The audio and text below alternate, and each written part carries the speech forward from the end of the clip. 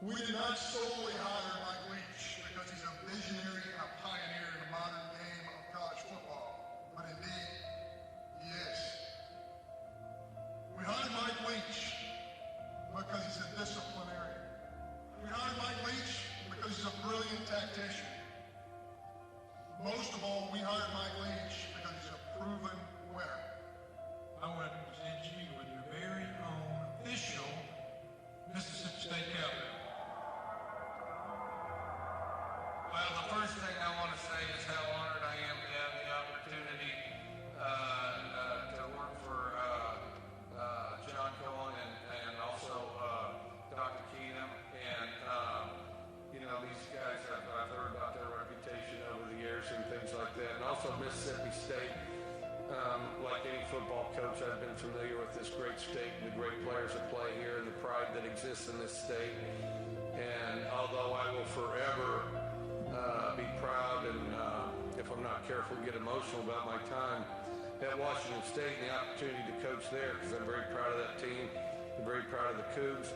I'm excited about this next step, this next chapter, and to be a and to be a Mississippi State Bulldog.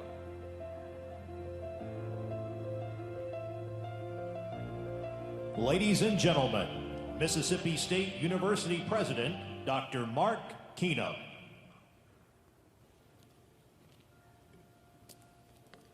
Good afternoon. On behalf of Mississippi State University and the family of Coach Mike Leach, I want to welcome all of you and thank you for being here today. This university is a very special place. It's very special because of the remarkable people that are part of our family here at Mississippi State. Michael Charles Leach was truly a remarkable member of our university family.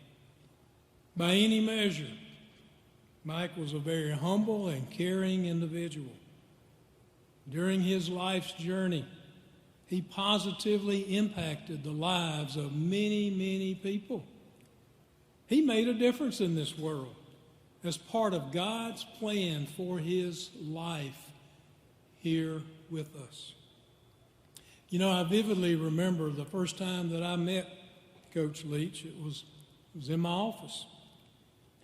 And I was struck by Mike's intense curiosity and his questions about Mississippi State, about our traditions, our history, and our people. Of course, we talked about the Southeastern Conference, which he was joining, and our rivalries. And as some of you can probably imagine, I talked to him about a rivalry game in particular that's very important to Mississippi State. And to think back, just a few short weeks ago, that I was with Mike in the visitor locker room, University of Mississippi, with our team.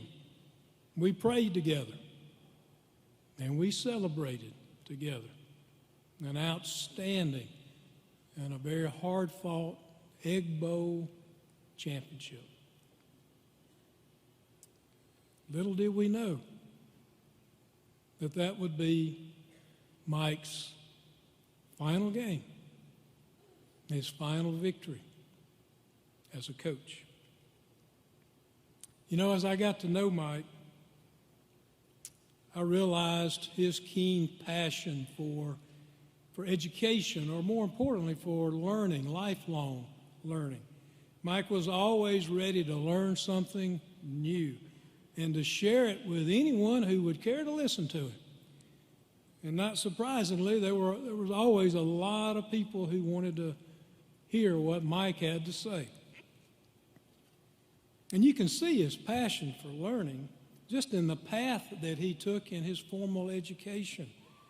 An honors graduate from Brigham Young University, and then going on to earn a law degree from Pepperdine University, and then after that going on and earning a master's degree. It's not the typical educational pathway for the typical Power 5 football coach, But as we all know, Mike Leach was anything but typical. And in fact, I believe he could have been anything that he wanted to be, and he would have been successful at it. He was a successful author, professor, actor, and I think you'll all agree with me, he was a pretty successful comedian, and a very funny one at that. Social media influencer. And in spirit, well, he was a pirate who just happened to be a pretty good football coach.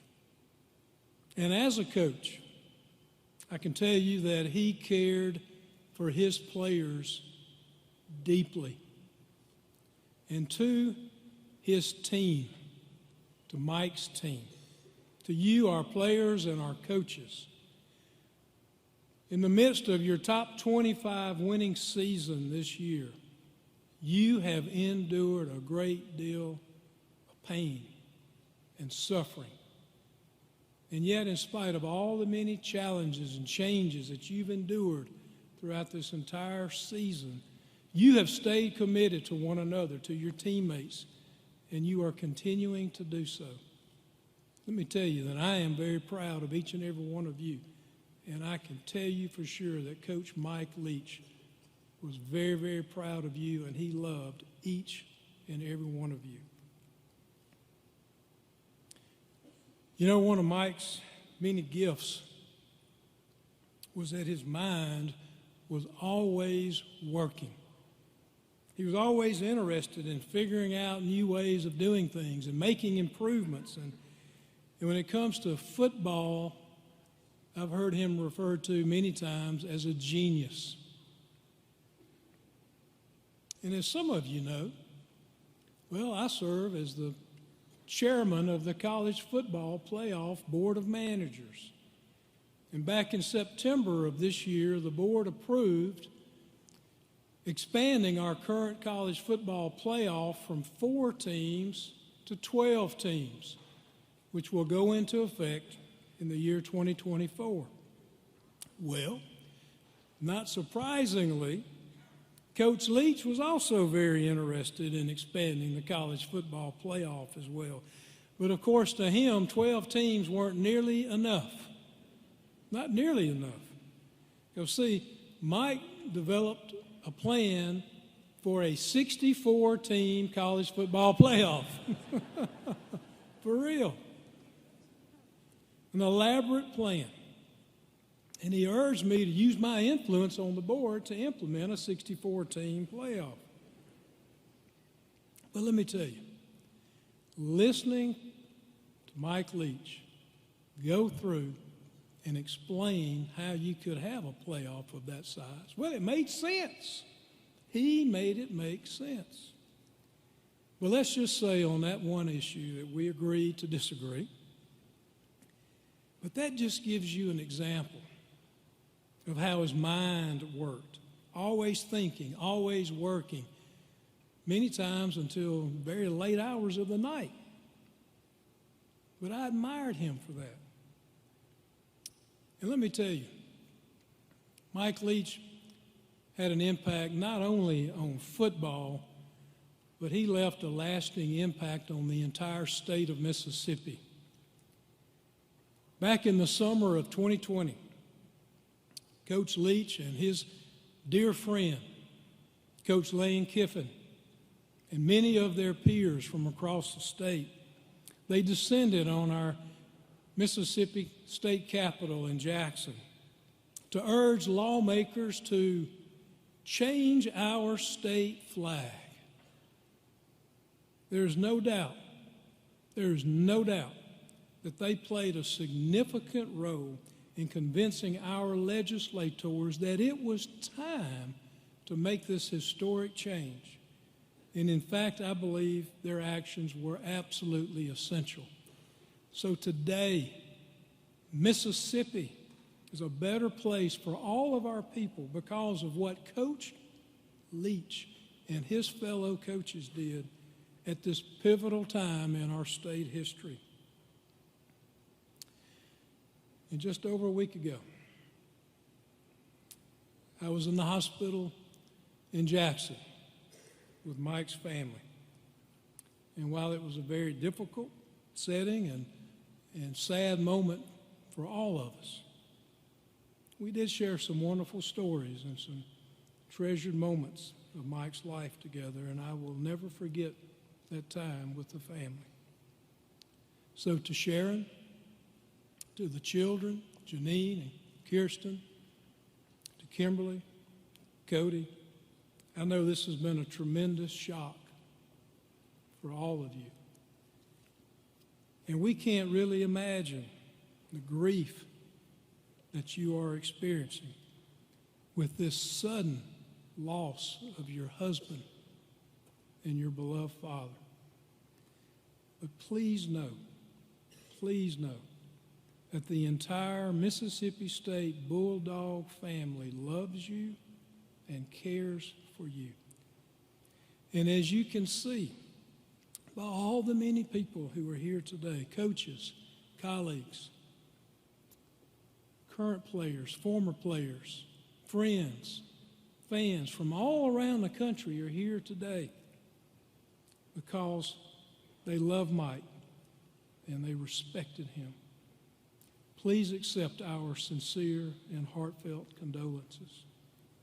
My prayer for you, for each of you, is that in the days to come, that you will find comfort and peace, and that God will bless you with strength and understanding.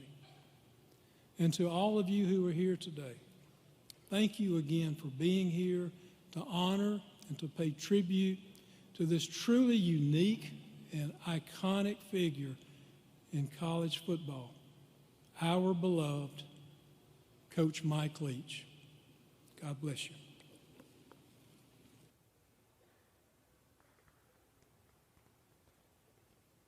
Ladies and gentlemen, the Commissioner of the Southeastern Conference, Mr. Greg Sankey.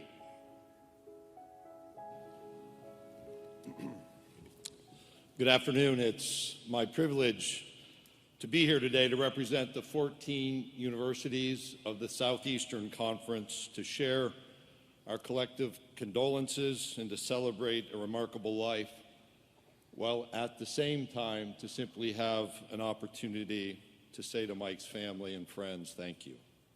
I'm often asked, what's the favorite part of being a conference commissioner? And the answer for me is typically pretty simple. It's the people that you get to know.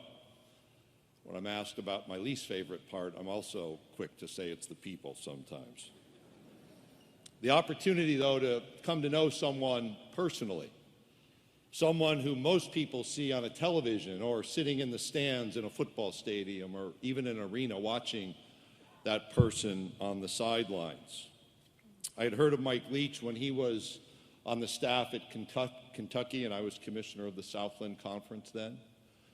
I attended games in the Cotton Bowl in 2006 and 2009 when he was at Texas Tech and watched his teams play. And I watched him lead a program and having the opportunity at Washington State, but I didn't meet him until he attended a meeting of SEC head football coaches in our offices in Birmingham in February of 2020. Mike was on time. He did not wear a Hawaiian shirt nor cargo shorts. He did not wear sandals that day. In fact, we had him sit next to Lane Kiffin. Believe it or not, Mike didn't have much to say in that particular meeting. But think where we were back in February of 2020 in college football and in society. The transfer portal was barely a year and a half old. We had heard about name, image, and likeness, but it wasn't yet an actual thing. Joe Burrow had just led his team at LSU to the national championship, and football players still sat out a year if they transferred and wanted to play at another university. In that same month, we'd heard of COVID-19. We never interrupted a practice or canceled a tournament or rescheduled a game because of COVID. We didn't have to wear breathing masks back then to play college football. You look back and you think, wow, that all seems so quaint today, doesn't it? Our reality, though, started to quickly change. COVID stopped everything. The Supreme Court later that year rendered a decision that altered the rules governing college sports. State laws began forbidding that name, image, and likeness activity. As you just heard, in the state of Mississippi, people came together to effect change in the symbol, the state flag that flew over this state. And Mike and his colleagues here at Mississippi State and those at Ole Miss were a part of that change, along with the leadership of this great state. It was during that time that Mike and I had a series of phone calls. I learned that you never scheduled a 15-minute phone call with Mike. It went much longer, which is not typical for myself and football coaches. I learned never to expect a phone call with Mike to focus on only one issue. I can literally remember leaving downtown Birmingham the day after a protest had happened on a Sunday night, as Mike was talking about history in this region, and I watched National Guard vehicles pass going into downtown. I learned that I never had to say much during a phone call with Mike Leach, as I could pretty much just listen. And on those calls, we'd talk about football. We talked about officiating, and I think many of you know his great appreciation for college football officials. We talked about that college football playoff and had active debates about 64 versus 12. We have 12, but I can hear him explaining 64 to me. I talked with him about writing books, reading books, and teaching a class. I asked him why he took the time to teach a class. I mean, my goodness, you're a head football coach at what people call as a Power 5 institution. Why do you take that time? And he talked about the people he brought into that class and the people who are a part of that class. And I asked him why he chose to come back to the Southeastern Conference. You know, Mike had been a part of the SEC before moving to Starkville, including his time with Hal Mumme at Kentucky. He'd been in our footprint at Valdosta State. He had coached at Oklahoma, soon to be a member of the SEC. In fact, I think every coach that's been a head coach at Oklahoma is here today to honor Mike, or at least most are.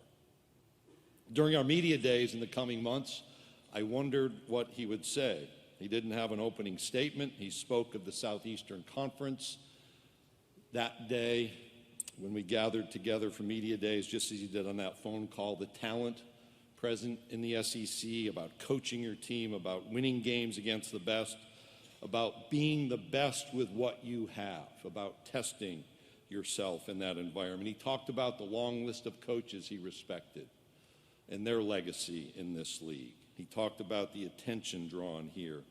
And he talked about looking forward to the crowds, to the unique atmospheres in our stadiums. And then we had to stop, if you go back to 2020. With those expectations, even though he talked about it in our media days the next year, he actually had a press conference where he spoke about the fun having been taken out of college football in that 2020 season. And what was interesting is the reaction would often be from the media as if a line had been drawn, and Mike was on one side and perhaps I was on the other. I actually called Mike after, and I said, you know what, you're exactly right. COVID testing, not knowing if you're going to play, not having those fans in the stadiums.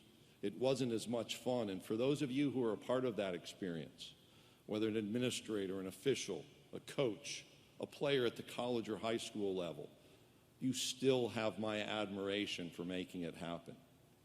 I only had one masking conversation with Mike, and I kind of won that one, I thought, because you can imagine the difficulty in just trying to play.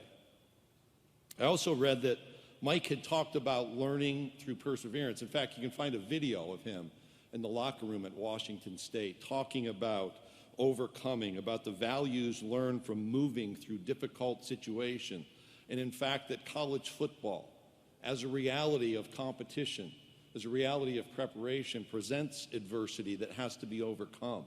And his observation is that's actually where the fun lies. My stories about Mike are a conversation as he was heading to the locker room in Tucson this year. I have never before, and I expect to never since, have a conversation with a coach at halftime of a football game. It was backstage at media days where we talked about stand-up paddleboarding, a trip to Africa or Colombia, and the value present in wearing neckties, which I thought was only a conversation between he and I. And now that I have mentioned it, I think all of you have had a conversation with Mike about the value of wearing neckties. But mine went further as we wondered why powdered wigs disappeared from formal activities, but neckties remained. There are plenty of stories told about Mike, told by people who knew him better than me. The life of Mike Leach produced stories with words like swashbuckling, innovative, quirky, colorful, one of a kind. Those words may apply, but I also watched him talk with intent about the value of education and the importance of graduating people who are part of a college football team. Was he demanding? Absolutely. But I had staff come back from watching a practice talk about the efficiency and the focus of his team in those practice moments. I talked with our coaches about the importance of execution in his offense. And I went back to our media days and found this quote from Mike where he said, "Football has always been a game of execution. There's not a lot of roadrunner, Wile E. Coyote, who you ambush, fool the other guy, then you walk away laughing like Muttley after the rock fell on the guy or something like that. We don't have enough football coaches who talk about Muttley in their press conferences." He said it's always been a game of execution, and the coaches in this conference knew and respected Mike for that. I am grateful that Mike chose to be a part of the Southeastern Conference these past 3 years. 6 weeks ago, I called Bracky Brett after the Georgia game. Bracky's the interim athletics director here, and I told him I wanted to coordinate a date to meet and visit with Mike and listen to him, how we and I could improve, be it here or in Starkville or in Key West. I'm sad I won't have that opportunity. To Sharon, to the children and grandchildren, that thank you I mentioned at the beginning is the thank you I offer now. Thank you for sharing your husband, your father, your grandfather with us in all of college football. The people here today are a testimony to the value of that contribution. To every member of a team, those who are part of Mike's coaching staffs, be you current players or former players, maybe you simply sat on a bar stool next to Mike and had a conversation like I did on those phone calls. We all share memories today while also communicating our true appreciation for Mike Leach. And as we walk away, let me encourage you to do this. Make sure you pay it forward for others as he did for you. Thank you.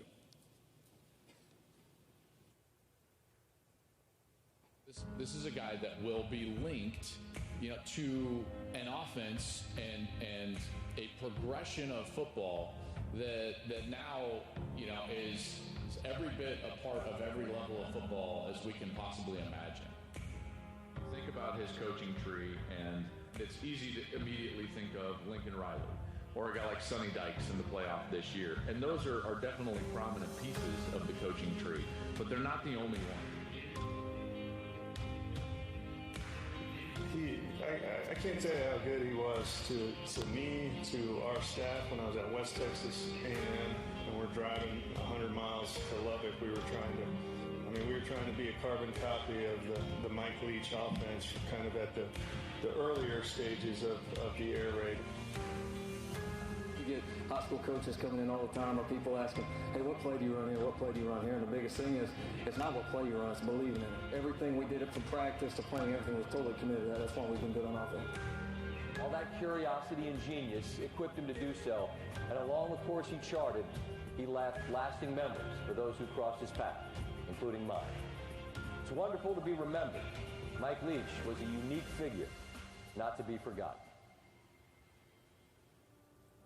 Our next speaker hired Mike Leach to be a part of his coaching staff at Iowa Wesleyan College in 1989.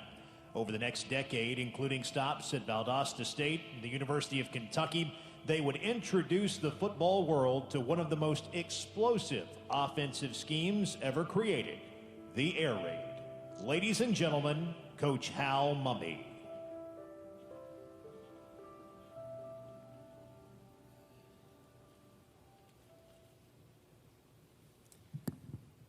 Well, first I want to express my condolences to Sharon and the whole Leach family. Y'all are truly remarkable people, and we're all heartbroken, as y'all are. For 33 years, Mike Leach taught me that fear and faith are not compatible thought processes, and he constantly reminded me by his actions and by his words and by his deeds of that concept.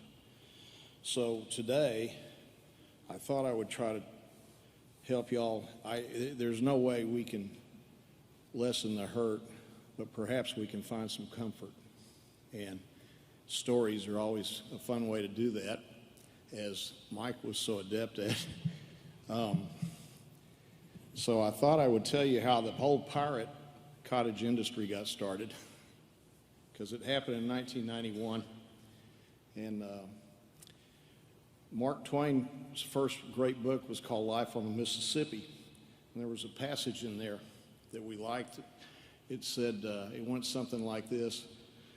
He always had the hope that if he lived and he was good, that God would permit him to be a pirate. And I think God let Mike do that. But in 1991, we were at Iowa Wesleyan College, and we'd gotten very good, and so good that none of the little schools around the area would play us anymore, so we had to play up a level. And we needed an edge. And we were standing in that little tiny office that there's a famous picture of he and I and another coach in that little basement office freezing. And we looked at each other and we said, road trip. We got to have a road trip. We need an edge and we need to find it. And so I said, Mike, I want you to find someone in Florida that we can recruit, so I have an excuse to go get the money from the president to fly to Florida.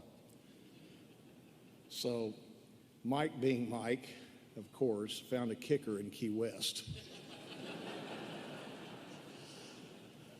So I went to the president and I asked him for money to go to Florida, and he gave me about $800, which would only get us to Orlando from Chicago Midway, which if anybody has ever made that trip from Mount Pleasant, Iowa to Chicago Midway, that's 4 hours.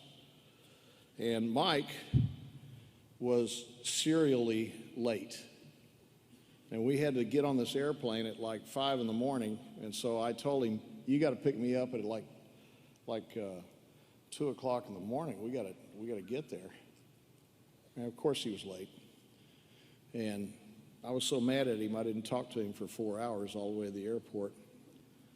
And then we got our tickets and we were going to the gate, and he tried to speak to me, and I went,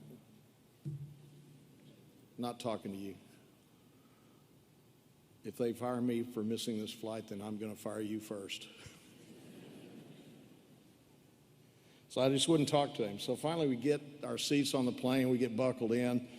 They've gone through all the pre-flight deal, and we're getting ready to take off. And as only Mike could do, he looks over at me and he deadpans and he says, so apparently you're mad.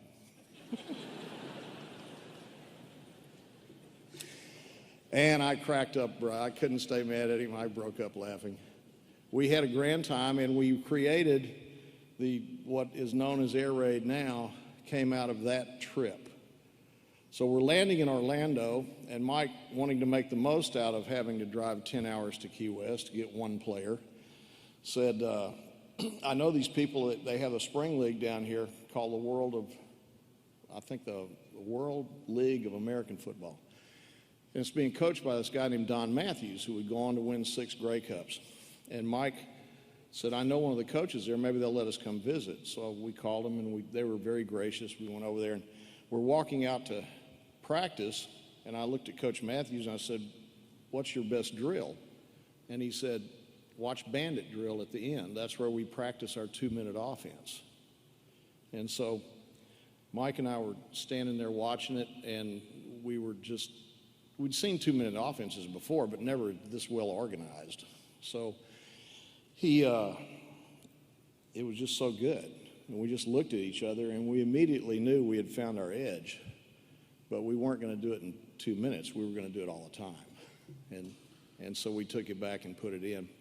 And then we proceeded in the rent car towards Key West, but along the way we stopped off to visit Dennis Erickson at the University of Miami. And we wanted to know how they threw the ball deep so well all the time, vertical routes.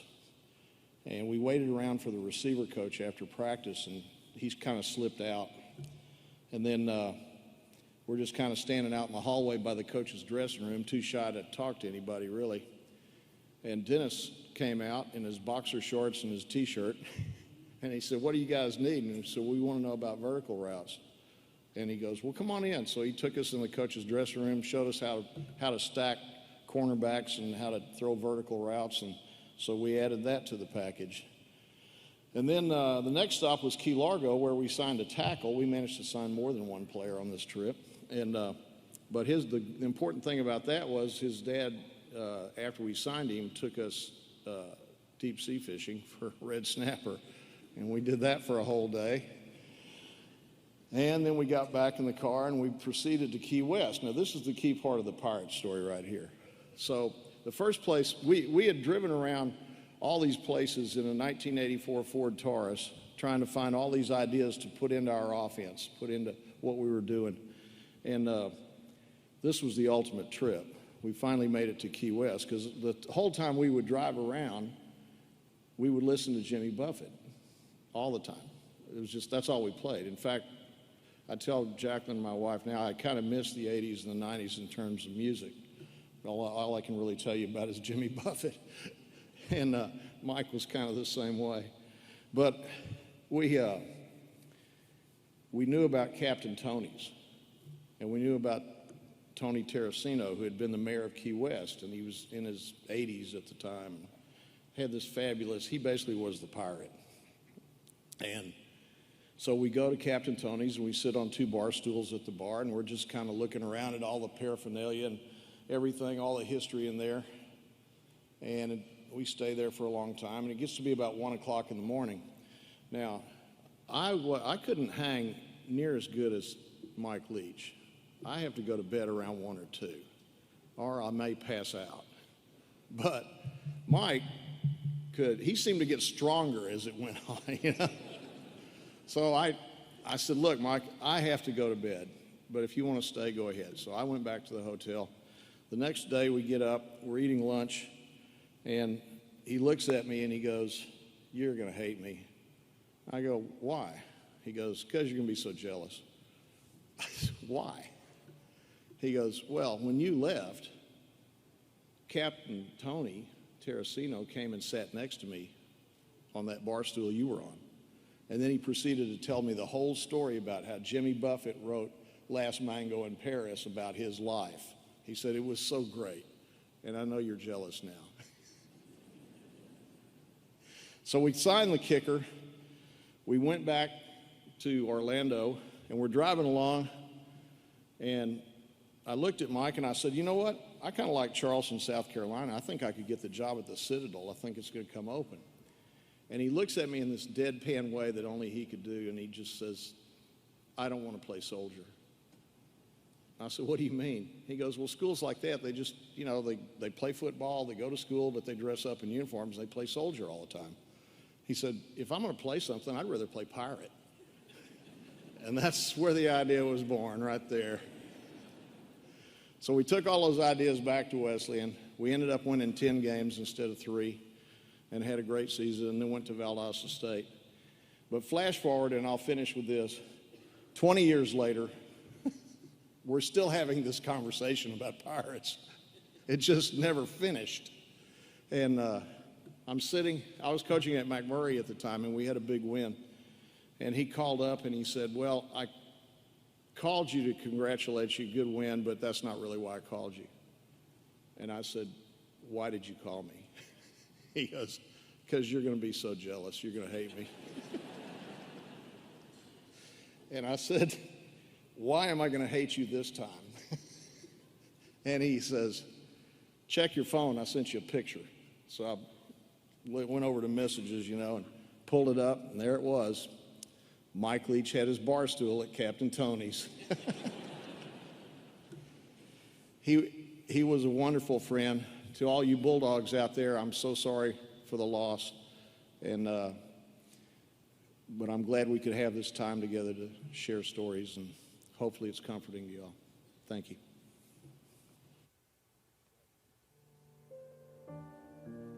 While our next speaker was the defensive coordinator at Florida, he was tasked with trying to stop Hal Mumme and Mike Leach's high-powered Kentucky offense. Upon becoming the head coach at Oklahoma in 1999, he hired Mike Leach as his first offensive coordinator, and the air raid and its influence spread to the Big 12 Conference. Ladies and gentlemen, Coach Bob Stoops.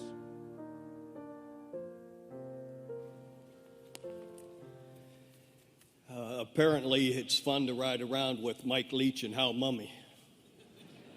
Who would have thought? But good afternoon, and really what an amazing outpouring of love in this building for Mike and his family. So many people here from all walks of life, and really, yeah, as everyone knows, anyone who knew Mike, he had time for anyone and everyone, and he also had very little concept of time.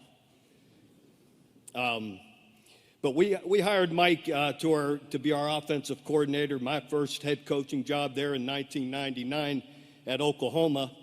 And as the video said that I was a defensive coordinator at Florida, it didn't say that I was pulling my hair out trying to deal with Hal Mumme, Mike Leach, and the air raid offense. They were at the top or near the top in almost every offensive category. So I called Hal. I said, Hal, do you think Mike Leach could do the same thing for us at Oklahoma that you guys are doing at Kentucky? Hal didn't hesitate, as you would have guessed, and said, absolutely. So we hired Mike. I told Mike, hey, look, if we really do well here like I think we can, you're going to have a chance maybe to be a head coach in 3 or 4 years. Well, Hal was absolutely right. I was hoping no one was looking or noticed.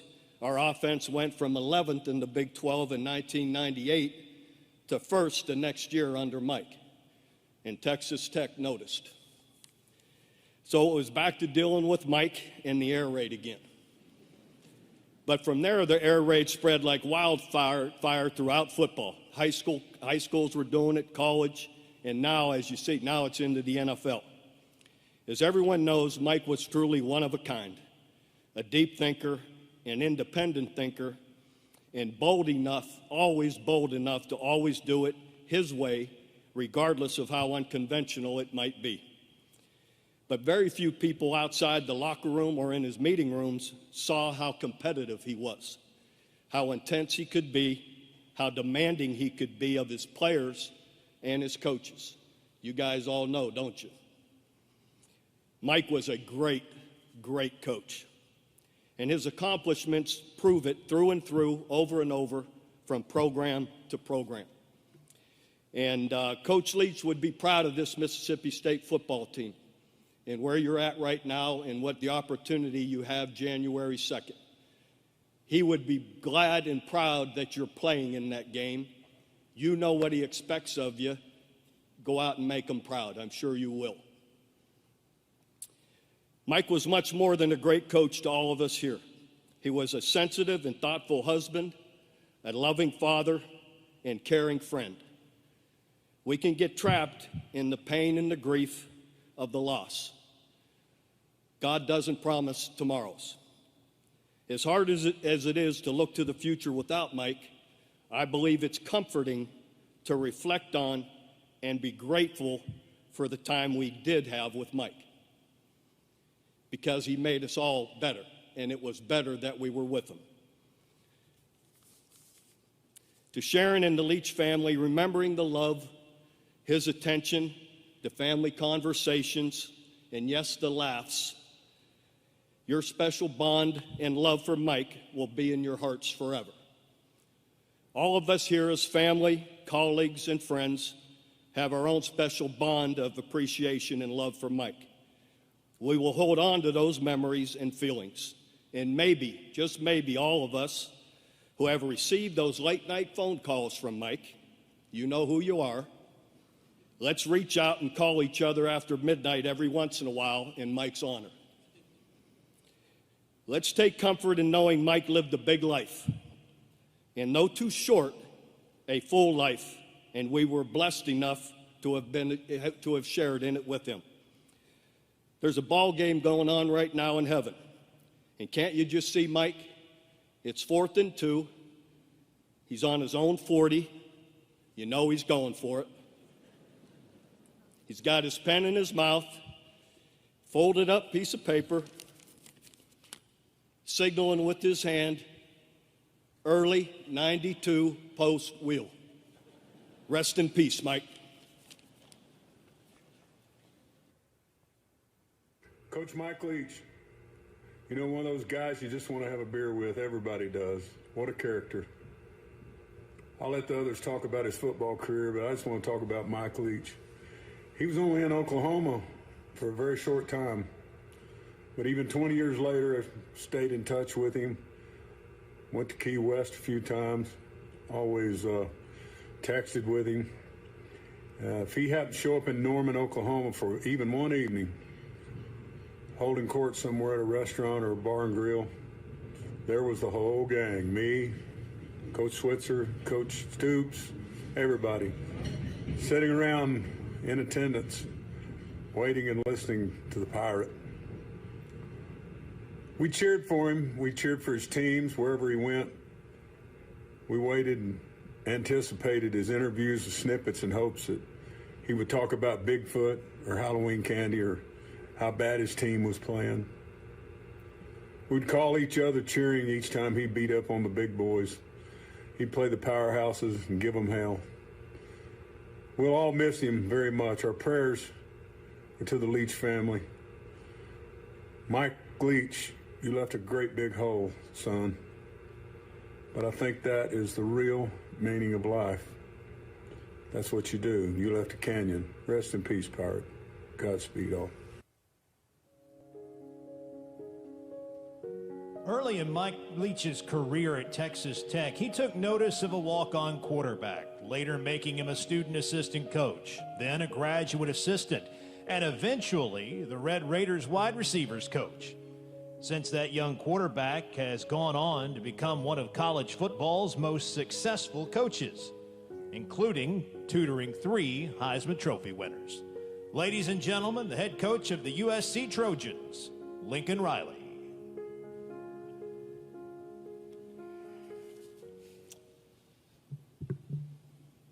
It's been amazing in the last week since Coach Leach passed away.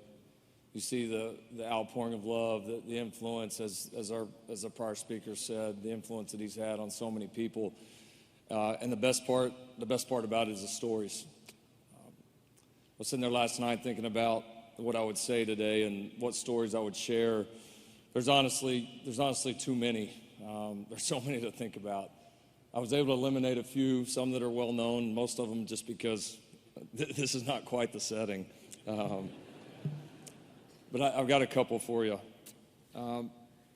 It's the day before the 2008 Texas and Texas Tech game, the iconic game that we were able to win in Lubbock. And we're leaving from the facility to head over to the team hotel. I was going to ride the bus that day, and so I saw Coach in the parking lot. I said, hey, do you mind if I catch a ride with you over to the team hotel? He said, sure.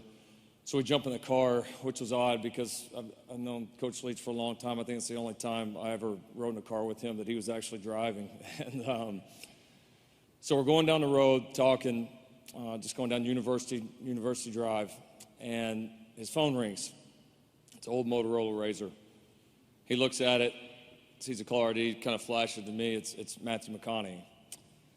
So he gets on the phone, and they start a conversation that, as you can imagine, only Mike Leach and Matthew McConaughey could have. And we're going down the road, and any of you that knew Mike Leach, you know he's a guy that could get hyper-focused on just about anything, but also at times could be maybe a little oblivious to other things going on in the world. So he's on the phone talking, driving, not really paying attention, and I see him put on his blinker to make a right-hand turn or to get in the right-hand lane. I look over, I'm in the passenger seat, and there's this big truck right next to us. And I remember thinking, like, he's not really going to try and change lanes. Like, he sees this truck next to us. No, he didn't. So he jerks the car over to the right lane. I grab hold just instinctively of the seat. The truck swerves over. You hear brakes. It slams on the brakes. They start honking their horn. Tires are squealing. I mean, it's just kind of pandemonium. Coach has no clue. No clue. So we're continuing down the road. I'm looking back. This truck comes around us, up next to the side of us, and they're yelling some not very nice things, giving us, telling us we're number one, all of that, right? And so I'm wondering, it's just a scene out of a movie. Coach is on the phone, still not paying attention. These people are honking. So finally, Coach kind of notices that somebody's there. He rolls down his window. He thinks it's a fan. He goes, "Oh, hey, Mike Leach, good to see you." And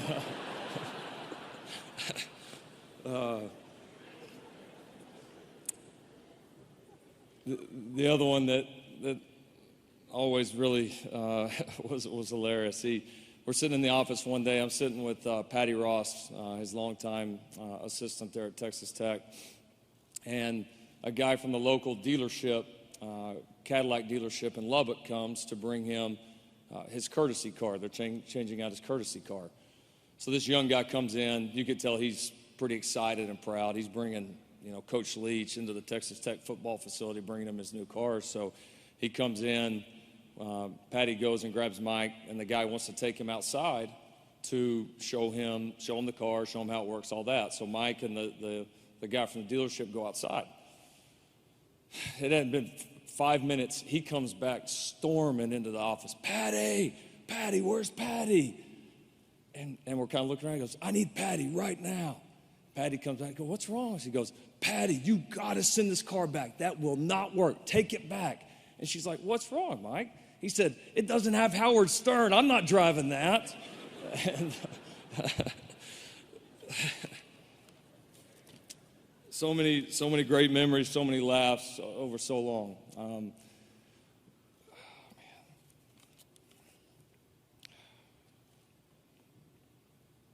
said I wasn't going to do it.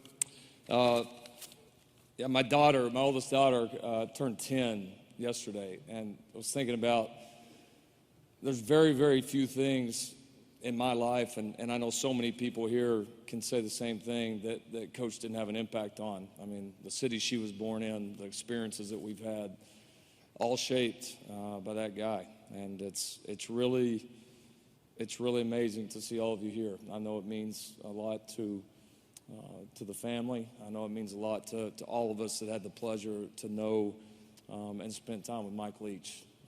What an unbelievable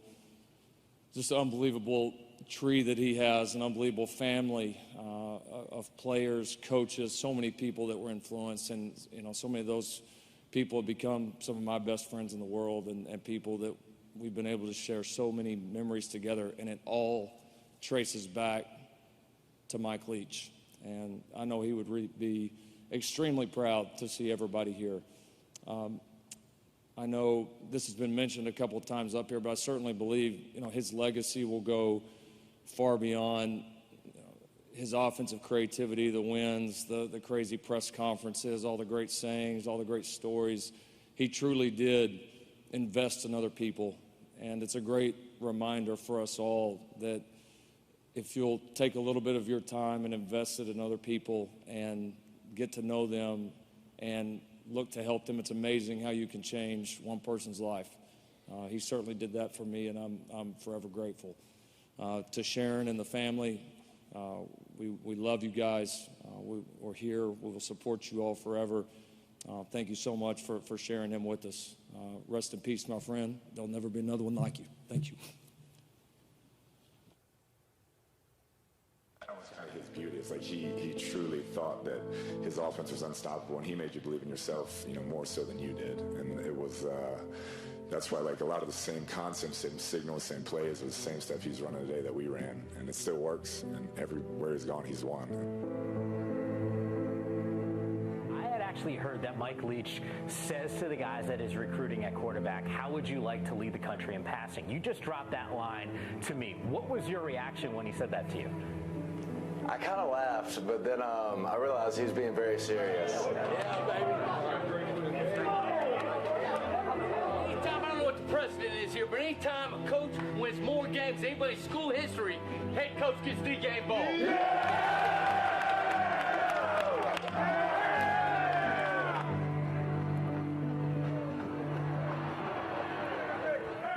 Coach Leach 150 career victories.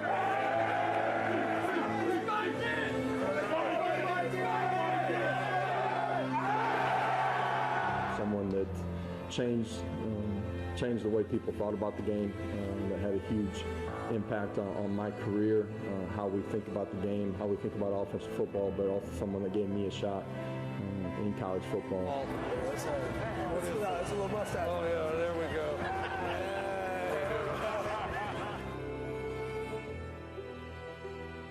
Our next speaker's relationship with Mike Leach began with the question you just heard in that video. You want to come to Washington State and lead the nation in passing? Luckily for college football fans, Gardner Minshew said yes. In 2018, the mustache and the mad scientist teamed up to provide an unforgettable year for Washington State, rewriting some of the Cougars and the Pac-12 single-season passing records along the way. Ladies and gentlemen, Gardner Minshew.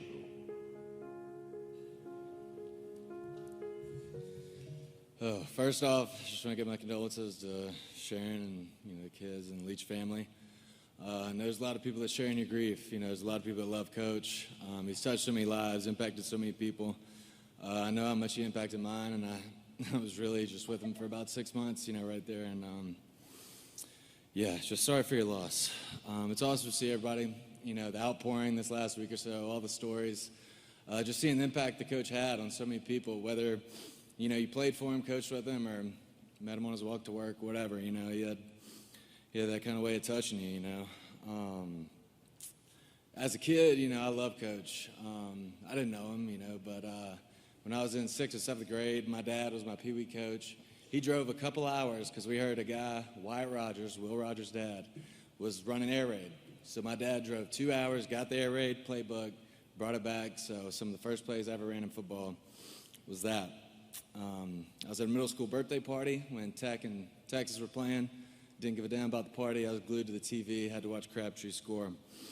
And in 9th grade, I read Swing Your Sword, and in high school, we ran the air raid. So to say that playing for Coach Leach was a dream, that really doesn't cover it.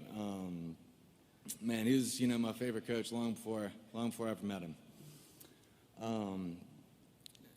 And from that first conversation I had with him, he really changed my world, changed my life from a simple question, just, do you want to lead the country in passing?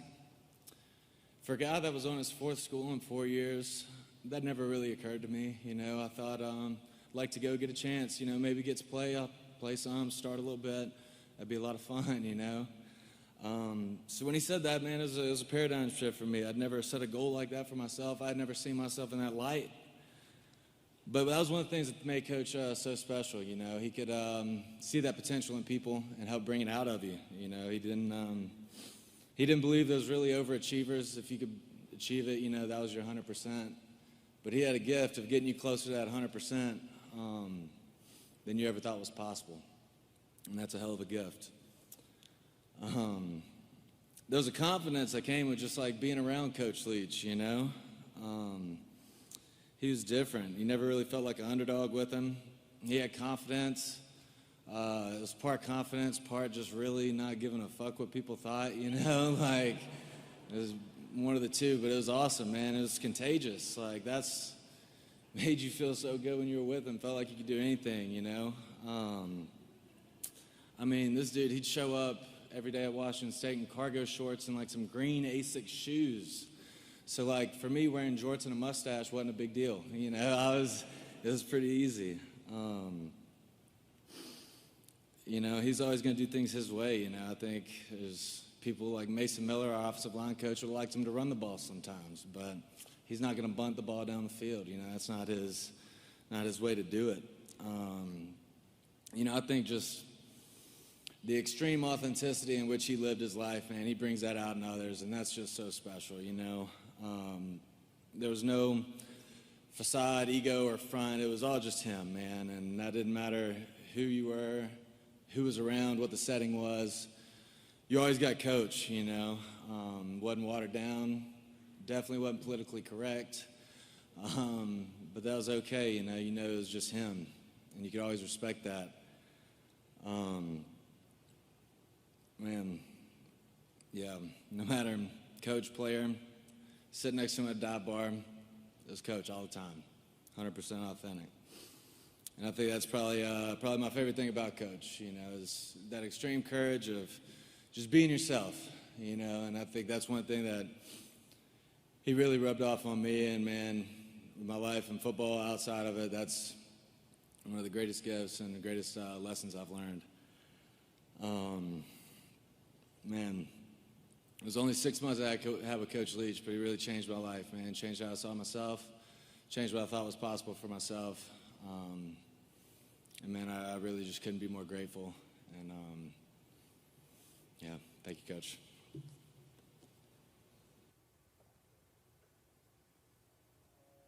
Mike Leach had a knack for developing players. Our next speaker is a wonderful example of that. During his career at Washington State, Gabe Marks played much larger than his 5'11", 189-pound frame. By the time his college career came to an end in 2016, he had caught more passes than any other receiver in Pac-12 history and established himself as one of the top 10 pass catchers in FBS history. Ladies and gentlemen, Gabe Marks.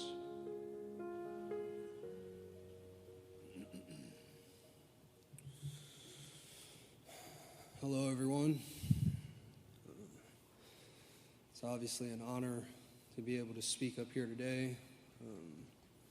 Everybody that knows me knows that my relationship with Coach Leach was very important to me in my development as a person. Unlike Gardner, my conversation with Leach went a little different when he recruited me, which is why I think maybe we had an interesting relationship. I was the one asking the questions. I was like, I have 3 questions for you. So you guys have a jug machine? He said, yes. I was like, you guys have access to it 24 hours a day? He said, yes. I said, can I catch 100 passes as a freshman? He said, yes. I said, where do I sign up? Let's do it. So I committed to Washington State without even visiting the campus because, like as we all know, he was someone you wanted to play for before you knew him, you know what I'm saying? I grew up watching Michael Crabtree catch tunnel screens and from Graham, and who eventually coached me, and all these great things that happened at Texas Tech. I was glued to my TV, as most of us kids were at that time, wishing that I could have an opportunity to play in such an explosive and fun offense. Yeah. When I think of my relationship with Coach Leach, it's one of a teacher and a student. Most of our conversations revolved around philosophy and stoicism and politics and history and things that we both shared interest in and passions for. He was my philosophy teacher in terms of what it meant to be a man. Yeah. Obviously eccentric, to say the least, to describe him, but one of the most consistent men that I've ever met. And he was always there for his friends, you know what I'm saying? And everyone that talks about him, that knows him, got those calls at 2 in the morning about nothing, just checking in on you. My last text from him was at 3 a.m. just saying, "You're a stud." And no context, nothing about it. You know what I'm saying? So those are the things that I'll miss most about Coach Leach. I've been doing some reflecting over the past days since receiving the news that I'd lost this important teacher in my life. We only get a few of them in our life, as I've learned, and for me, he was one of them.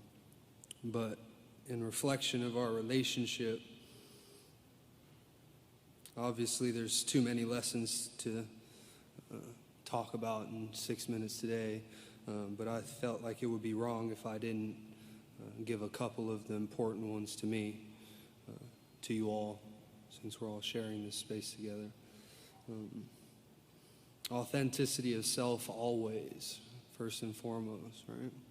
We all go through life thinking that we have to be something or show up a certain way to receive love or be accepted. And Coach Leach was the epitome of walking your own line, right?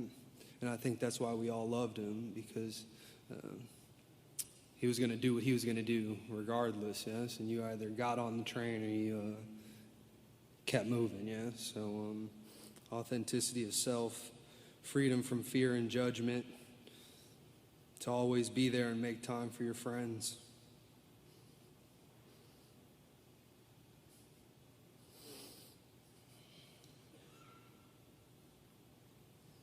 Sorry.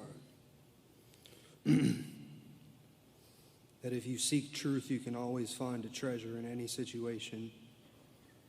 To be the best at doing your job. That if you make the routine plays in life, you'll give yourself a good chance to win it in the end. To always play the next play.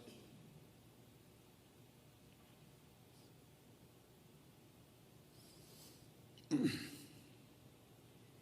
sorry. When adversity strikes, make sure you strike back. And don't ever look at the scoreboard in life. I'll take these lessons with me throughout the rest of my life. A way of living that I strive toward every day.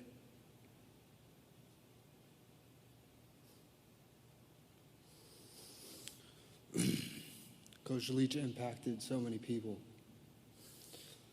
And I look around this floor here and I see friends that are going to be my friends for the rest of my life who share this philosophy of living.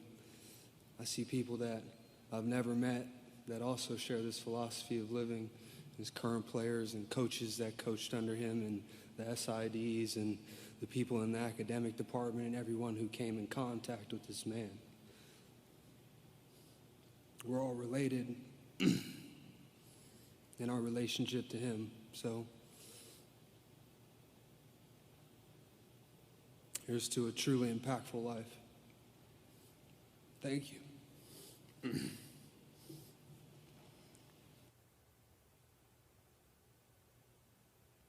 Again, we respect this tradition, and with that, Coach, I wanted to present you with your very own official Mississippi State cowbell.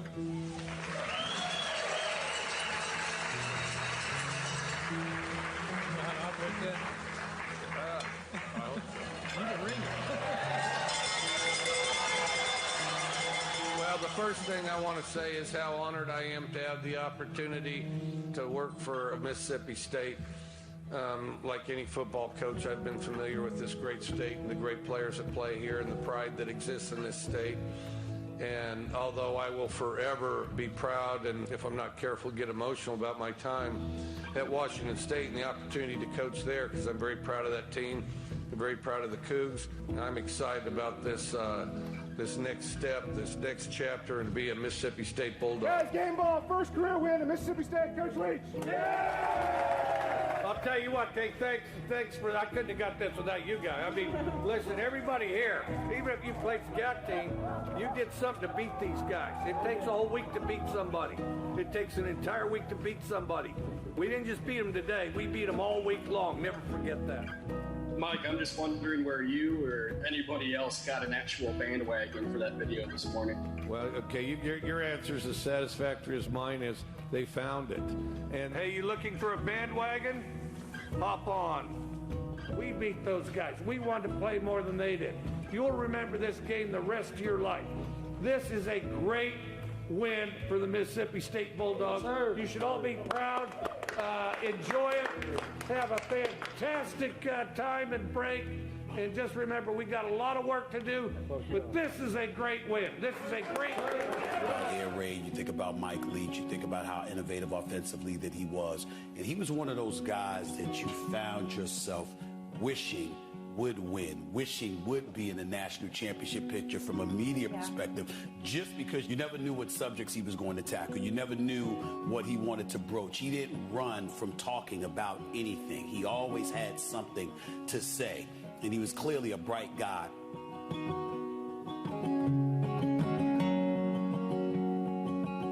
How did you start the tradition of going to the movies every week before games during the season? I've had players come through when they graduate and things, and one of their favorite parts of their college experience was going to the movies. When we were at Iowa Wesleyan College, some guy brought in this air raid siren. What? Here, get an air raid siren on your phone there. Let's do this some justice. Okay, here we go.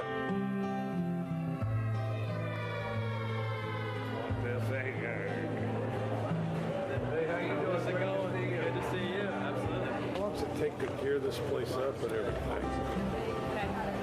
All right. His little humorous things on YouTube will live forever. I mean, I completely hate candy corn. I started out just trying to walk in place, and that was clearly not satisfactory.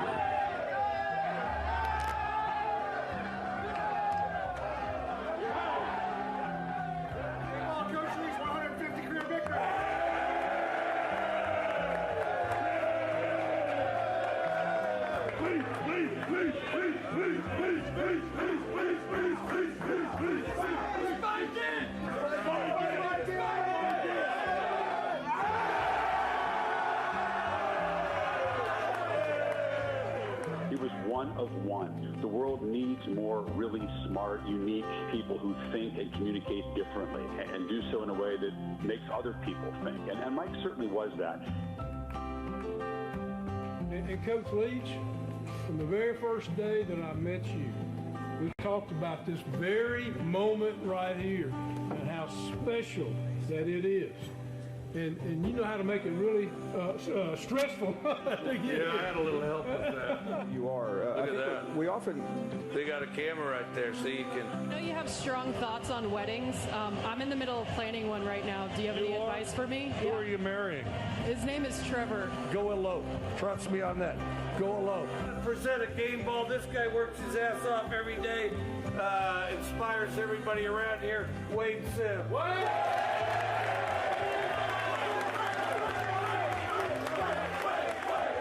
About, he could talk about space, he could talk about history, he could talk about anything. At some point, you start to also celebrate the life, and I think a lot of people, they'll be mourning, and then they'll be celebrating and thinking about the different stories that we all have shared over the time that we've been able to spend with Mike.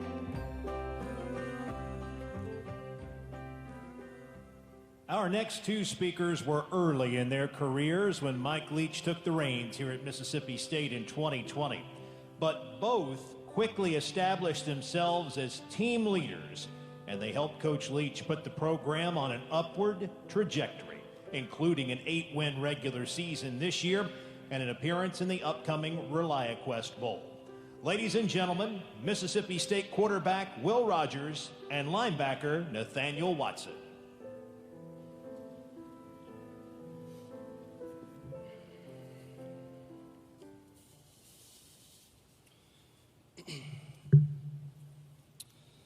Good afternoon, and thank you all for being here today. On behalf of Mississippi State University and the entire Mississippi State football team, I'm honored to be standing before you as we remember and honor Coach Leach.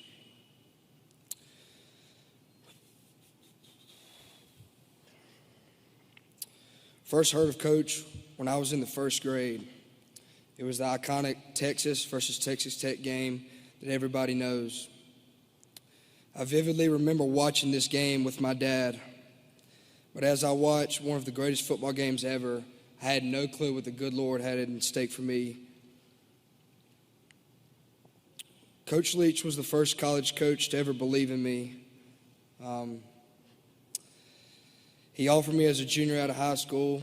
I was watching one of my good friends, Gardner Minshew, tear up the air raid in the Pac-12. As my recruiting process went on, I chose to come to Mississippi State instead. Thankfully, Coach accepted a job after I'd already enrolled in January of 2020. Coach and I had a special relationship, whether it was him calling me at 3 a.m. to talk about practice or a play we had ran, or maybe even him calling me to talk about Yellowstone. I always enjoyed talking and being around Coach. Everybody has their story to tell about Coach Leach. Some funny and on the field, some, probably not on the field. My story happens last year, 2021, when we were on the road playing Auburn. Our team fell down 28-3, and it was 28-10 at halftime. I think Coach's message at halftime should be a message for everybody in football, not just in football, but in life in general. 2 things: do your job and play the next play. We were able to fight back, and we were trying to close out the game, and we were coming out of a timeout. And Coach and I were talking, and he asked me what I like. And I told him a play, and he kind of said he liked a different play that I liked. And, Coach and I were kind of going back and forth at it or whatever, and the officials were blowing the whistle to get out of the huddle or whatever. And Coach finally just looked at me, and he said, "All right, well, call something that'll score." So, yeah, that was Coach. I don't care what you call, just call something that'll score. In times like this, it can be challenging and tough to understand why God does this. Proverbs 3:5-6 says, "Trust in the Lord with all your heart and lean not on your own understanding. In all ways submit to him, and he will make your path straight."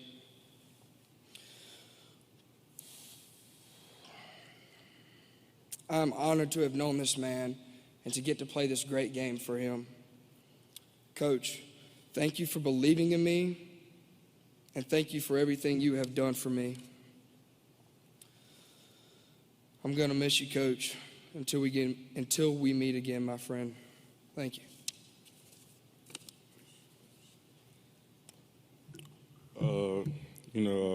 I'm not really a talkative person when it comes to this kind of scene, so y'all should bear with me on this. It's a lot of y'all out here. So just said a few things. Me and Coach Leach we never get to connect until start of this year when I became a captain. I wasn't me personally. I wasn't that kind of leader. They picked me. I was grateful for the opportunity to be that leader. Hold everybody accountable and stuff. So it goes on. All y'all had stories. Probably my story that I can come up with is on the way to SEC Media Day. Me, Austin, Jaden Crumley, we were sitting on the plane, and I fell asleep, but happened to wake up, and I just hear Coach talking about a grizzly bear. So, yeah. I can't tell y'all what he's talking about. I never asked him. I just know it was a grizzly bear and something with a female. So, it just went on from there. So, over the season, me and him connected more. And, it was it's a blessing, just have a person like that have an impact on your life, and just see all the love and pour that he, everything that he get. On behalf of football team, thank all y'all for coming out. This is a beautiful moment to the family.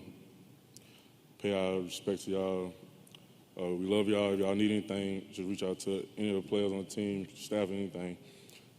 It's Hail State.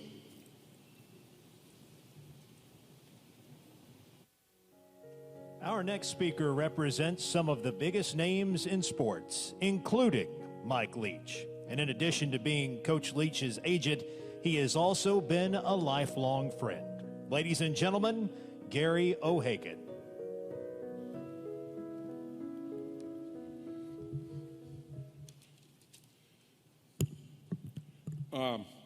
I love hearing the players talk about Mike, because that's where it really happens, right? The teaching and the learning.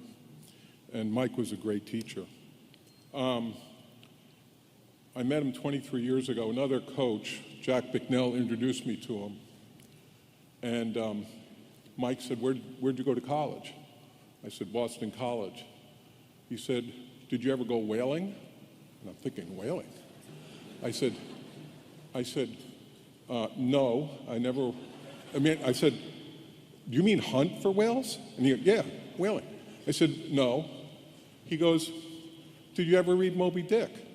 See, I didn't really realize this was an interview. He was interviewing me. So he goes, I go, yeah, I read Moby Dick, you know, Captain Ahab, the great white whale, good and evil. Yeah, I read that. So I also thought, you know, I was a New Yorker, big family. I got to check this guy, okay? So I said, did you ever read Billy Budd, which was another book that Herman Melville wrote? He gave me a 15-minute dissertation and book review on Billy Budd. So he also, and I know he did it with a lot of you, he loved to ask, and he asked me maybe 3 or 4 times a year, do you think there's a Loch Ness monster? Do you believe in aliens? How about Bigfoot? And then finally he would always say, how about the fact that in all the snowflakes in the world, they're all 5 points, but none have the same exact design? And I used to say to Mike, well, I flat out don't believe in that one, Mike. The other ones you can believe in. And it dawned on me that Mike Leach wanted to believe in those things. He wanted to believe that anything was possible. He was going to live his life like anything was possible. Just 2 weeks ago, I called him, or he called me, and I used to kid him. And he was pretty easy to kid, but of course, if he felt you were taking advantage of him, he came right back at you. So I said, Mike, tell me again, in the 8th grade, what kind of a football player were you? And he said, I wasn't very good. I was scrawny. I wasn't very fast. But in the 8th grade, I was a world-class dodgeball player in gym class. And I'm going, but this was consistent, right? Was it possible an 8th grader in Cody, Wyoming could be a world-class dodgeball player? He thought so. He knew I was good friends with John Wooden. So he really had things going at Texas Tech. And he called me once. He said, I'm going to be in Los Angeles next week. Do you think we could go see Coach Wooden? I said, yeah, I'll call him up. We set up the appointment. I told him, now meet me at this delicatessen in Encino called Froman's about an hour ahead of time, because I want to go over a few things with you. You know, he's in his 90s. He's not going to sing and dance, so you got to kind of have your questions organized to keep the conversation going. So he goes, okay, I'll meet you there at noon.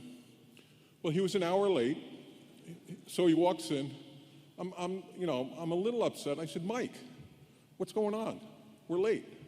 He goes, well, I was at my friend Matthew's house, and I didn't know this, but he has a great tree house in his backyard. And we stayed up late in the tree house drinking Brazilian milkshakes. Okay. Anyway, we moved on. So we had a great talk with John Wooden. It was great. We had the Wizard of Westwood meeting the pirate.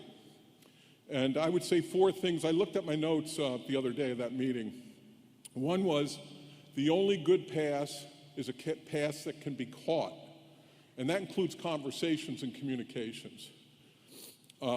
Number 2, perfection was impossible, but the pursuit of perfection was not impossible. The next one was that when you're looking for people to make up your team, make sure they're eager and not just willing. Eager was the important factor in developing the all-important imperative, loyalty.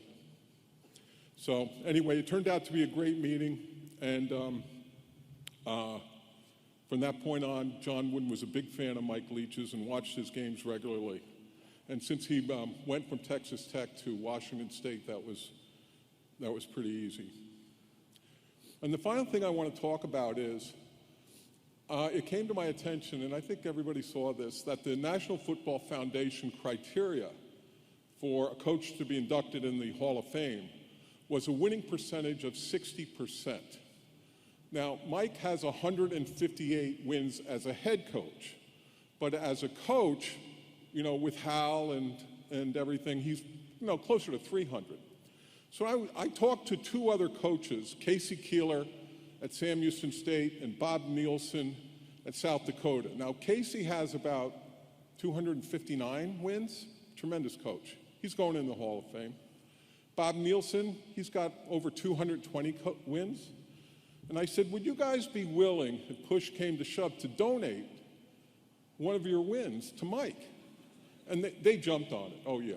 They had never played against Mike, but they loved it. And when they said that we had never played against him, I knew, well, there's a loophole here. We got to do something else. And then I thought, well, we've got Bob Stoops, Lane Kiffin, Mac Brown. They're all going in the Hall of Fame. They've got lots of wins. You know, maybe they would donate one in one of the games that they played, you know, instead of it's a win, not for the school, but just for them. And I thought the reason was not because Mike deserved it, but because they would want Mike to be in their club. They would want Mike to be associated with them, and they would want to be associated with Mike in the College Football Hall of Fame. But then I get an even better idea. In January 2nd, 2010, Texas Tech played Michigan State in the Alamo Bowl. 3 days before the game, Mike was relieved of his duties at Texas Tech. Texas Tech beat Michigan State. I think it was a 10-point game. Certainly it was Mike's team. Certainly they couldn't have won the game without Mike. He went to San Antonio with the team. But more importantly, the kicker on the team was named Matt Williams. And I could be wrong, but I believe Matt is the one that won the student body kickoff to be the kicker on that team. Now, this is a Mike Leach original, right? It turns out Matt Williams scored 11 points in that game. So he was the difference. So my final suggestion in this regard is that don't take the win away from Ruffin McNeil. He deserved it. But just make Mike a co-winner. That gets Mike up to 159 games and right on the money, 60% winning percentage. Finally, Mike loved Westerns. His favorite TV show is Gunsmoke. He told me again 2 weeks ago that he was starting in on the full 12 seasons of Gunsmoke, and did I know that in the first season there were 42 one-half-hour sessions of Gunsmoke? I said, no. I said, seems like a lot, but I believe you. And he also liked Larry McMurtry and Lonesome Dove. And whenever he needed to get a quote or something to say in a situation like this, he would call me and say, Gary, what was that quote in Lonesome Dove when Dietz dies? And I said, Mike, you know it. It's cheerful in all weather, never shirk the task, splendid behavior. And that's Mike. One final thank you. It's a simple one-syllable word that is often used without true feelings. But when used with sincerity, no collection of words can be more expressive or meaningful than thanks. So, Sharon, thanks. Mike, thanks.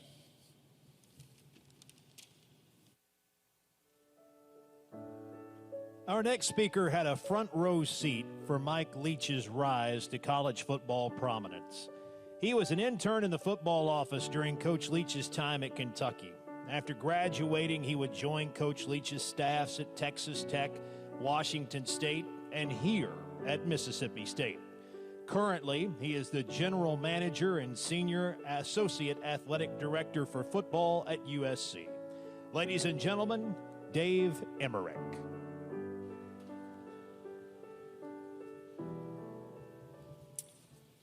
Well, I was with Coach Leach a long time, which means I have a lot of stories.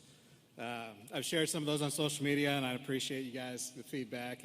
At first, I just put them to make me feel better, but I realized pretty quick that it made all of us feel better. So another story I just thought of today when hearing all these speakers. So we're playing BYU at Washington State in 2012. It's Coach Leach's first game since he was back. He's standing at the 50-yard line before the game. He's just kind of hanging out, eating a snack, probably a banana. And someone comes up to him. And Coach Leach, kind of his face lights up a little bit, and the guy comes closer and closer, and finally, in Coach Leach fashion, it's kind of a half hug, half handshake, and it ends up being a pat on the shoulder. And one of the assistants comes up to me and is like, "Who is that?" I said, "That was his dad." So I think the lesson there is he wasn't always great at showing it, but he loved us all, and that was his way. I met Coach Leach in 1997. I was a 17-year-old freshman at the University of Kentucky, working under Coach Mummy. Several people on that staff really took care of me. Sonny Dykes, Chris Hatcher, they're here today, but no one more so than Coach Leach. I remember a time in 1997, we were playing at South Carolina. There must have been some kind of mix-up on the rooming list because I, a recruiting intern, was roomed with Mike Leach, the offensive coordinator of an FCC school. He didn't complain at all. We talked and shared stories. He did go out for a night on the town, as Coach Leach was known to do. He came back at 4 a.m., woke me up, and we talked some more. Little did I know this was the preview for the rest of my life. I worked 18 years for Coach Leach. He hired me at 27 years old as his chief of staff. He hired Lincoln Riley at like 12 years old as his receivers coach. He hired Clay McGuire as his special teams coordinator at 25. He hired Brittany Thackeray when she had no experience in college football. He hired Dennis Simmons as his receiver coach when he had been off the field for 6 years. And so many of us have similar stories. He took chances on us when not many other people would have. He didn't care about age, experience, or what other people thought. He was going to do it his way. When hiring someone, he looked for certain characteristics. He wanted confident, self-motivated, ambitious people that were fiercely loyal. He wanted people that weren't afraid to challenge him and come up with new ideas, but were ultimately 100% on board with whatever course of action was determined. I was fortunate to be a person that Coach Leach discussed almost everything with. One night at Texas Tech, Coach Leach asked me if I thought he had true friends or if people only liked him because they thought he could do something for them. I was kind of taken aback by the question and told him, of course he has true friends. People love him. Over the years, this was reaffirmed to him time and time again as thousands of people rallied behind him after the Texas Tech deal. Hundreds of people went and saw him in Pullman, Washington, and Starkville, Mississippi, which, as you guys well know, aren't close to very many things, and went to Key West to share time with him. Seeing all you people today would certainly put a huge smile on his face. We've all been struggling since Coach Leach's passing. I offer one more story that hopes to provide some comfort. When he hired me as chief of staff, I wanted to prove to him that he made the right decision. I stressed out about everything. I didn't sleep. My blood pressure was getting high. When he found out about this, in true Coach Leach fashion, he gave me some advice. Hey, Super Dave, relax. I encourage all of us to relax, think about all the incredible stories and memories that he left us with, and know that our lives were definitely more interesting for having known him in whatever capacity that might have been. On behalf of the family, I'd like to thank everyone for being here today. Anyone that knows Sharon knows that she's an absolute saint. Please keep her, Janine, Kim, Cody, Kirsten, Coach's dad, Frank, and the rest of his family in your prayers. No matter when you were introduced to Coach Leach, whether it was a fellow coach, a friend, or as a fan, one thing's for certain, you were on one hell of a ride. We'll miss you, Coach.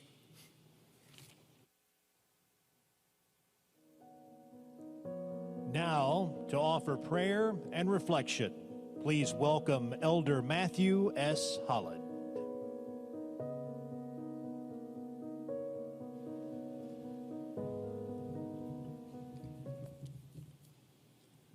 President and First Lady Keenum and Leach family, thank you for this privilege.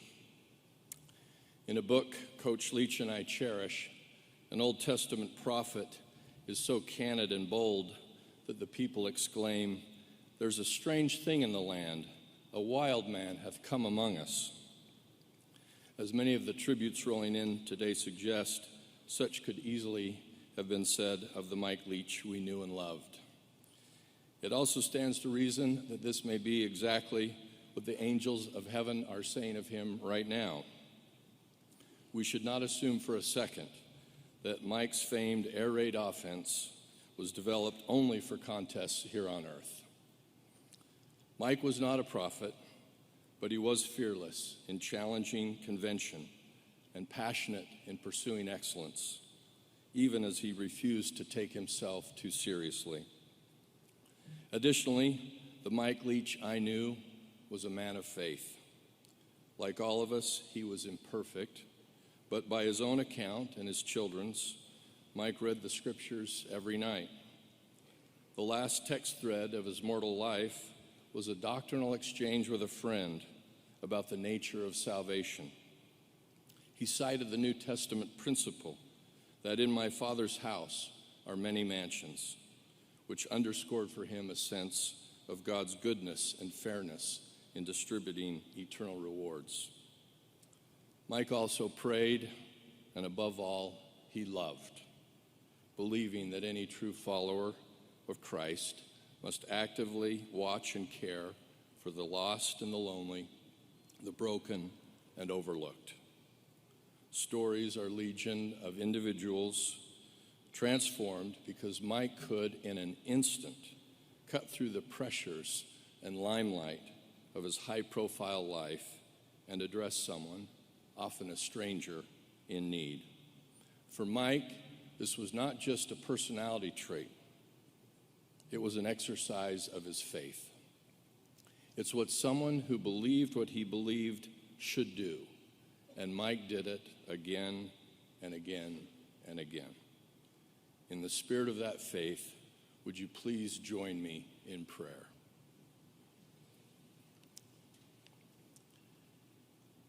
Our dear Heavenly Father, we gather today with tender hearts and a sense of loss for the departure of our friend and hero to so many, Coach Mike Leach.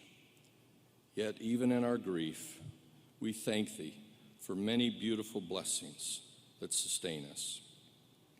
While Mike has passed on, how grateful we are that he lived. He was an arresting, one-of-a-kind character who made us think, gave us wisdom, helped us laugh, and inspired our best efforts on the field and off. We loved him because he so often loved and lifted us first.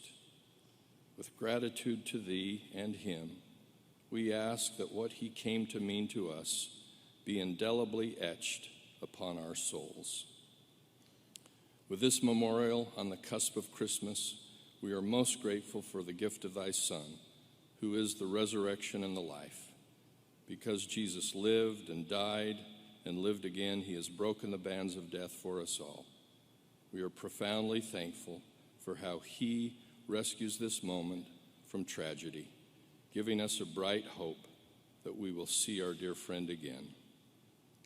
Until that glorious moment, though, we stand in need. Please bless Sharon and the children and the grandchildren and all who will feel this temporary void most acutely. May they be comforted and strengthened in Mike's absence with essential blessings, spiritual and temporal. May the coaches, colleagues, players, and fans of this great university and other places where Mike served be blessed to heal. And may we all be fortified in our resolve to take the best of Mike Leach's remarkable life, character, and faith, and go and do likewise. In the sacred name of Jesus Christ, amen.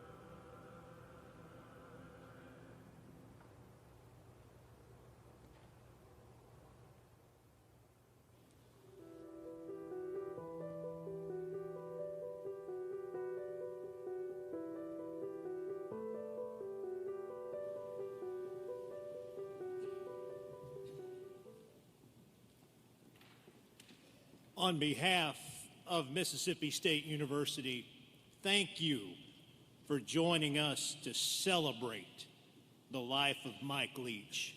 And it surely feels like we have celebrated today. Thank you to all of our speakers for sharing your stories, your personal moments, your reflections, for making him more human in many ways than he already was. In just a few moments, we'll go our separate ways.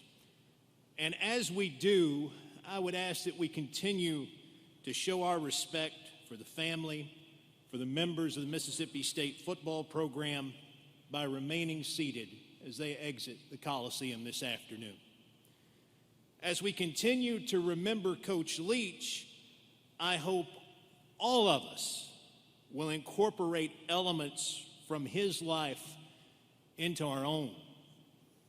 My favorite is Coach Leach's courageous spirit.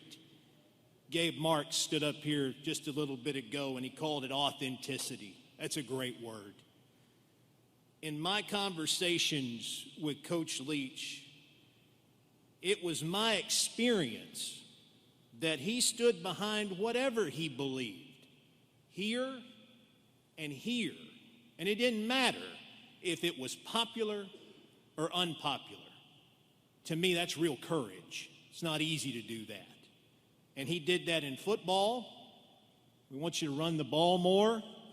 And he did that in life because it's what he believed. Another's his humanity. I sat with him on Thursday nights during football season, and I lost count of the number of people that he would take a moment and he would shake a hand, make a photo, sign an autograph, or just have a conversation because he was genuinely interested in that person's story, how they became a Mississippi State fan. How did you get to Starkville? What do you do here? Takes special qualities inside someone to be that way to every person that they come in contact with. He was atypical of any college football coach I ever worked with, and I thank God every day that he was. Lastly, let's follow Coach's example by never turning away knowledge. He was incredibly curious, and I was always fascinated in breaks where our conversations would take us because of his curiosity. Maybe it was pirates. Maybe it was the great Native American leader Geronimo, who he had written about. Or, as I recently learned in one of our final visits together on the radio, where there were an abundance of vacant castles for sale, and what tax breaks I might also receive should I purchase one of those castles. You know, you could get this one for $650,000, and, you know, it's like you, stately and regal. I will miss those conversations, but it's those moments for all of us today that have made this time special. He was so much more than football. Even in my brief experience with him, it was apparent to see that. And in my opinion, that is what made him so wonderful. So as we leave here today, let's think about the same things that he said many times in the locker room. As we leave, let's do our jobs. Let's live. Let's play the next play. Let's live to the fullest every day. And may we do that until the clock says 0, 0, 0. I'd like to offer a special thank you to Coach's family. Thank you for sharing Coach Leach with us. Thank you for sharing him with the world. He's given us countless memories. Memories for those of us here that will live forever and will forever be wrapped in maroon and white.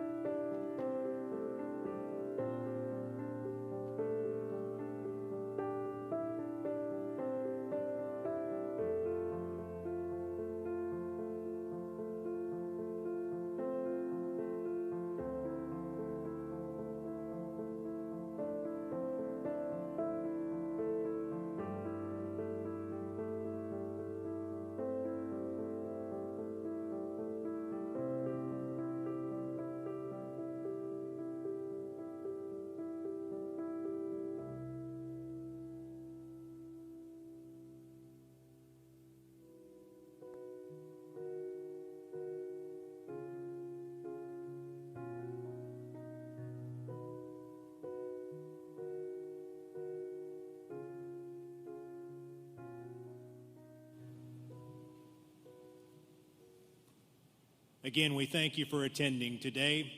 We hope that you leave with a full heart. Ask you to continue to remember Coach Leach's family in your prayers as we move forward. You're at liberty to go. Have a wonderful afternoon.